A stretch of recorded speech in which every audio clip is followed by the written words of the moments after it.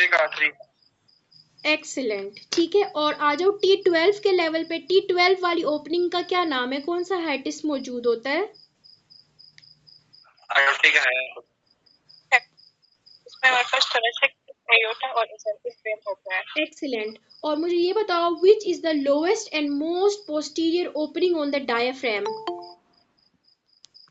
Aortic है। Excellent, good यार, बड़े अच्छे बच्चे हो। Clap for yourselves. ओके, अब हम एमसीक्यूज प्रैक्टिस कर लेते हैं। ये एमसीक्यू के लिए बहुत अच्छा, आप लोगों को तो ये लेवल्स का भी ये भी पता है कौन सा स्ट्रक्चर कहाँ से आता है, ठीक है। अब देखो, सबसे पहले है एओर्टा ओपनिंग इन डायफ्राम, तो T12 एओर्टा, और 12 का T फोकस किया था हमने, तो oesophageal opening in the diaphragm is at the level of T10। Oesophageal का O और 10 का O बड़ा कर लो, ठीक है, शुरू में ही अपने से O डाल के। At the esophageal opening, what structure is accompanied by esophagus? तो it is vagus nerve और gastric artery। Clear? ये भी कर सकते हो आप लोग। अच्छा, which structures passes from the posterior hiatus of the diaphragm? तो posterior hiatus यानी कि जो हमारे पास aortic opening या aortic hiatus थी, वहां से स्ट्रेस कर रहे थे, क्या था?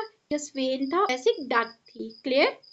अगला के aneurysm of aorta at the aortic opening level, it will compress, तो thoracic duct and azygos vein. वो जो हमारे पास एओर्टा वाली ओपनिंग थी, उसके अंदर से 3 स्ट्रक्चर कर रहे थे। एओर्टा का एन्यूरिज्म हो गया, ठीक है। एओर्टिक एन्यूरिज्म में क्या होगा कि स्वेलिंग होगी, जिसकी वजह से बाकी 2 स्ट्रक्चर जो है इस ओपनिंग के अंदर कॉम्प्रेस हो जाएंगे। क्लियर? अगला हमारे पास है when that directly drains into superior vena cava is azygos when. Clear? याद कर लो। Ligament arteriosus is present in between the aortic arch and left pulmonary artery। ठीक है, हमें पता है आर्च ऑफ एओर्टा जो था वो कहाँ पे मौजूद था? लेफ्ट लंग के रूट पे मौजूद था। ठीक है, तो ये याद रखो कि जो लिगामेंटम आर्टीरियोसस है वो एओर्टिक आर्च और फिर लेफ्ट पल्मोनरी आर्टरी, इन दोनों के बीच से पास करता है। क्लियर? लिगामेंटम आर्टीरियोसिस कहाँ मौजूद होता है? ये एओर्टिक आर्च और लेफ्ट पल्मोनरी आर्टरी के बीच में मौजूद है। Clear? Okay, the next is okay, which of the following structures pass through diaphragmatic opening? तो 8 aorta, azygos and the thoracic duct, वही चीज है। अगला है posterior diaphragmatic opening, aortic opening. Clear? ये आप लोगों को पहले से पता है। Clear?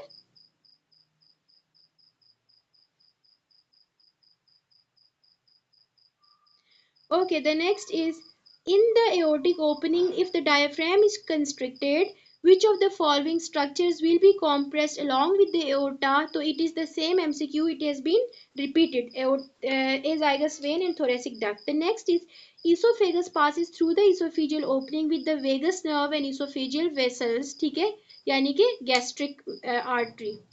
Due to blockage of the azygous vein, which of the following tributaries will be enlarged? It is right subcostal and right ascending lumbar veins. Clear?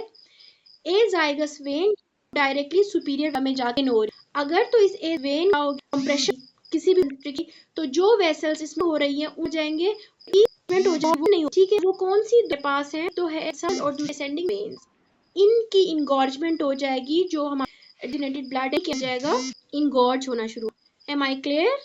Is with me? Okay, then is tribute dilate as a result tumor compressing the azygous vein. तो this is the same MCQ कि azygous vein ने जाके जो है directly drain होना था कहाँ पर? Yes, azygous vein drains directly into yes तो जो 2 वेसल्स या वेन्स इसमें ड्रेन हो रही थी, उनकी इंगॉर्जमेंट होना शुरू हो जाएगी, राइट असेंडिंग लंबर एंड सब कोस्टल्स जो है वो डायलेट हो जाएंगे। Is that clear? Done? MCQs practice कर लें अब हम।